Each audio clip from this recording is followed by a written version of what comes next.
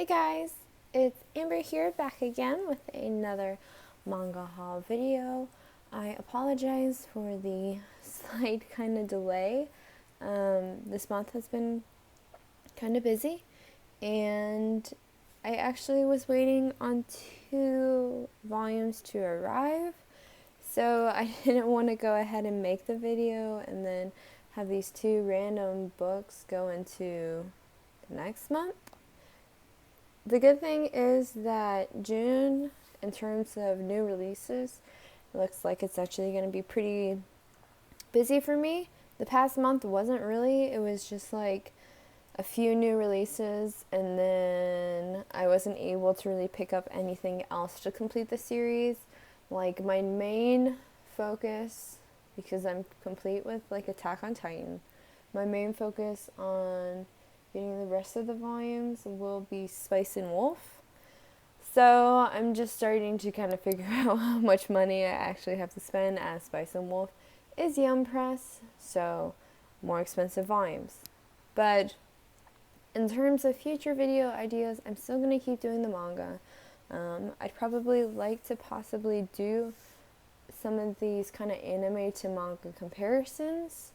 The light novel stuff is still in planning. I just have to kind of go back and reread everything and then take all the notes. And then actually, I just this past weekend, no, like 2 weeks ago, I think. Yeah, I'm trying to remember. Went to my first anime convention ever, which whenever I tell people that, they're quite surprised because they always think I've like this stuff longer, like been in the anime and the manga stuff longer, which, to be honest, I've only been collecting for about a year. So that was my first anime convention ever. So I don't know if it's of interest. I picked up a ton of art prints, so I don't know if it's of any interest for me to kind of go over what art prints I do. Of course, I would link like the shops if people want to get the prints as well. But I got a lot of art prints and then a few keychains as well. And then I have really kind of been focusing my attention towards figure collecting. I'm never going to stop doing the manga. It's just that lately I've been starting to get a little bit more into figure collecting. So I have gotten a new figure and I have a few more on the way. And I'm always looking to pick up a few more if I find them at somewhat of a decent price. The figure I just got, which I'm not going to say what it is, because I think I'm going to do a video of it. I already unboxed it, but I'm still probably going to maybe do like a review or something on it. The figure I got, I really wanted, and then I found it for like such a good deal. I think it usually went for like $350 or $400. Is what I kept seeing it like on all the sites, and then I happened to find it for $160, and I was like, okay, I'm sold. Like, there's no hesitation on that. So, but without any further ado, let's get straight into the manga. To be honest, the whole haul for this month is basically Viz Media books. I'm not certain how that happened, but all of these ones were new releases that had another book come out this month. So the first book is volume number 3 of Gran and the Grey World. I've kind of vaguely talked about this book. I'm not 100% certain what my feelings are still. I like the premise. I mean, it's an interesting book in the sense that, like, when she's like, what? I mean, I don't know, 9? I mean, she looks pretty young. So she's usually pretty young, and then when she puts the shoes on, she gets older, but it's not like anything else changes. Her mind's still young, her conscience is still young. So it's just a young person in a older body. So it's been interesting actually to see kind of the interactions between characters, because like she absolutely doesn't know anything or how to react with anything about romance, which is quite funny to me. But Gran in the Grey World has really good artwork. I actually have not read this one yet, but I'm not too worried. It's not necessarily a top priority for me. The story's interesting somewhat to me at times. The artwork is good. So I'm just going to kind of like just really slowly pick up volumes. The real reason I actually got into it was because I saw so many reviews and was like, oh, well, look, it has all these good reviews, so it must be good. So there's Rain in the Grey World.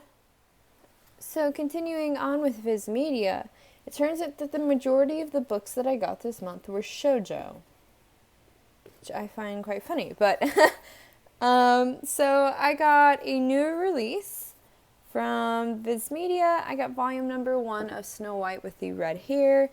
My prior experiences with this were I watched the anime. The anime was good. I'm not saying it was bad. It was just mediocre to me. Like, there was nothing that really stood out to me. So I was like, then I saw, I think I got halfway through. Yeah, halfway through, sounds about right. So I didn't get fully through the anime, but I saw that they were doing the manga, and I figured I'd pick up a few volumes. Actually, I'm pretty certain I like the manga a whole lot better than the anime, which, I mean, it's not uncommon. I'm particularly the type of person who will prefer the manga over the anime any day. So I think it'd be a lot easier for me to kind of enjoy the manga versus the anime, you know. I mean, the artwork's alright. It's not terrible. Is it the best artwork I've seen in shoujo? No. But I also think this one, the series is a tad bit, like, not extremely old, but definitely a little bit older. So you just have to do what you have to do with the artwork. So there's that one. Moving on to the next one, I have volume number 4 of Shortcake Cake.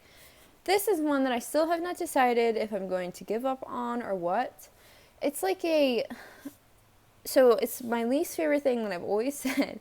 It's a, right now, love triangle, but could potentially become like a love square. I'm not a huge fan of these love triangle, love square things. I find it to be sloppy writing, and there are so many better ways to create drama than just being like, oh, there has to be a love triangle in like the first 2 volumes. No, there really doesn't have to be. I mean, I'm a writer, so there are so many better ways to create this drama element in shoujo manga particularly, because they're really the only ones that do love triangles. I mean, you'll find some other ones, but most of the other stories tend to be harems, which don't even get me started on harems. But there are so many better ways to create the drama element, and it's just an overused trope. And so this one has like a love triangle / possibly love square, which I'm not too thrilled about. And, you know, to be honest, the only character I like, and I will not say his name because I cannot say it. Let me see. It's this guy. The book guy. That's the only one I like. I mean, the main character is a little bit, like, flat to me as well. And the other, it's pretty bad when you find the love interest people more entertaining than the actual main character. And for, like, this series, I definitely feel that way. Like, I would rather throw the main character girl out and then just focus on the side characters in the story, because they're much more entertaining. And I care about them a lot more than I do the main character, which is pretty bad. So, I mean, I think that says everything you need to know. But I'm iffy on this one. I think I'm going to give it, like, 2 more volumes, and if the love triangle / character development doesn't get better, I will probably stop with it. So, moving on, I have volume number 3 of, I'm going to say this wrong, Kukuri, Bed and Breakfast for Spirits. I watched the anime, didn't watch it fully, kind of got bored of it. I actually really, really, really prefer the manga much better. Like, the manga is just so much better than the anime. I actually wish, because the manga actually comes from the light novel, I wish that we could get the light novel released, because I feel like the light novel would really go a lot more into depth than the manga. But it has good artwork. If you like anything, it's one of those cooking ones. So if you like anything that has that cooking element, then it's good, but it's not in the sense like the cooking is a huge element of it, but it's not entirely everything, and it's not like competition. Like, it's more about like the reason the main character is doing some things to cook is like to help people versus as a competition. Like Food Wars, you know how that's like a competition, like rise in the ranks. This is much more like she has to start kind of this shop or whatever to pay off this debt that her grandfather left on her. And so she's trying to pay back this debt and everything, but that's like not really the huge premise of the reason why she's cooking. Like, it's mentioned maybe a couple times, but the real reason she's doing it is half the time it's to help people, opposed to like just trying to make money. Like, she doesn't even ask for money, which makes me laugh, because she's like she has a super crazy debt to pay off, and she's just like, oh, I'll cook for anybody and not really pay anything off. But I actually really like this one. I was hesitant to pick it up originally because I remembered how I felt about the anime, but I'm overall really happy I picked it up and would probably recommend it to most people who kind of like that light shoujo, and then it's not just shoujo. And so I will say this one has a slight love triangle, and when I say slight, it's more like, I have the feeling, and I think I also read somewhere that this happens, I don't know, but the main character is definitely a lot more one-sided, I believe, in one of the love interests, and it kind of becomes more apparent the further you go down the story. And the other love interest is kind of just into her, but it's not like overpowering. Like, you would probably just think they're best friends. So, but there's that. Moving out of our kind of shoujo section, I have volume number 5 of Dr. Stone. Dr. Stone, I don't think there's much to say about it. I haven't even read volume 3 or 4, I can't remember. Yeah. Dr. Stone, I have to be in a particular mood to really want to read it. This might be one of the few mangas that I really would want to see animated, in the sense that I think it's going to be a lot easier to watch opposed to read for me. I'm just not a huge science person, and I absolutely love that the manga has so much of that science incorporated into it. But for me, it's like, I have to read through all these pages and stuff about the science, and I'm a little iffy on that. But I feel like the anime, it's going to be a lot easier for me to get into it. But Dr. Stone has great artwork. I absolutely love the faces. I mean, I'm pretty dang happy for the anime. I cannot wait. I've been telling everyone, like, it's probably going to be the best anime of the next season, and I'm really excited to see how it will be and hope that it's not a disappointment. So up next, I have volume 3 of the Record of Gran Crest War. I know that the series has an anime, if I'm not mistaken, but I've actually just been mainly following the manga, and I'm really enjoying the manga. I didn't think I would, but the more I get into it, I'm starting to like it, and the artwork definitely makes up for it in some parts. It has pretty solid artwork, but it's one of those things that it's a pretty easy read as well, because of the fact that, I mean, how thin the pages are. It's not one of these super thick volumes, so I can basically get through it in a very short amount of time, which I'm happy that Viz picked up this series then, because, typically It's $9.99, but if I go on Amazon, most of the time I can find it for like $6. So I'm happy that at least Viz picked it up, because I would be a lot more hesitant to read it if it was like a Yum Press release. I mean, because it is so thin.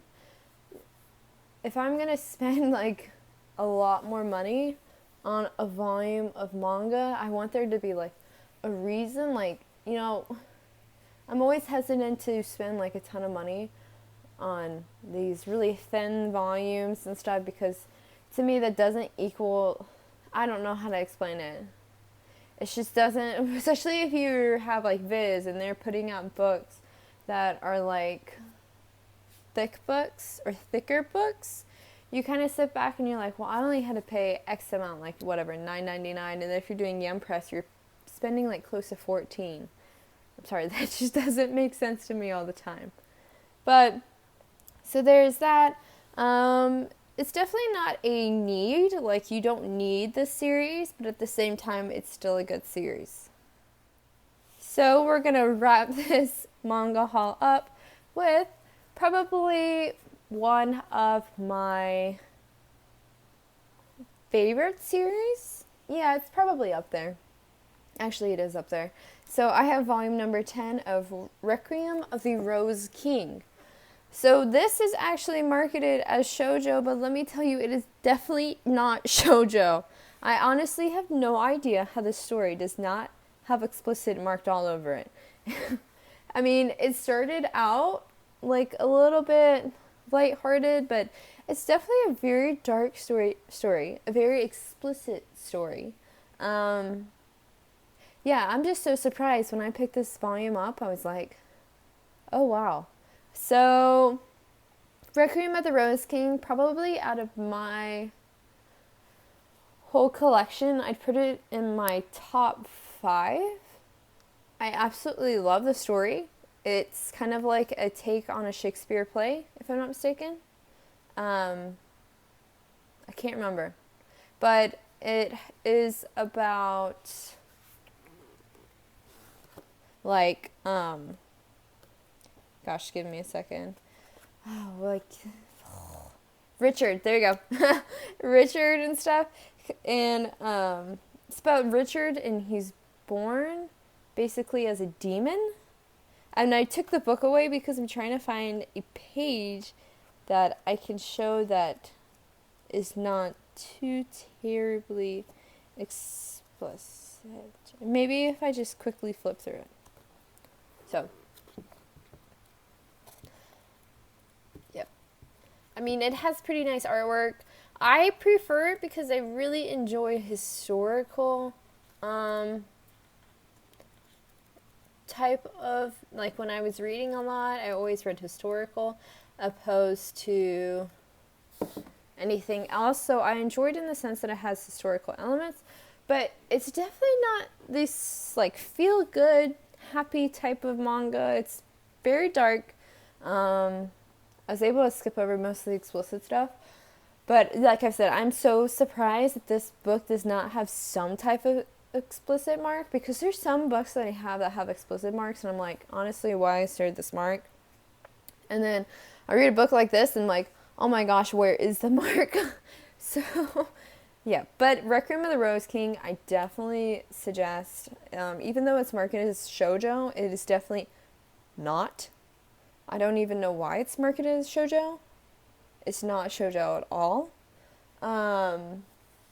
But yeah, I totally recommend it if you love historical, dark, gritty stories, kind of manipulative type of things. It would definitely be your cup of tea. So that's that for that. So all in all, this month was a pretty small month for me. Next month will definitely be a lot more new releases coming out, and then I'm going to put my main attention onto Spice and Wolf. So I'm hoping to get a few Spice and Wolf volumes next month as well. But yeah, if you guys have anything you want to see from me, like I said earlier in the video about those ideas, I just don't know what people necessarily want to see besides the manga hauls, because I feel like that's the main reason people have found the channel. So I'm afraid to kind of branch out, because I don't want to necessarily like displease people.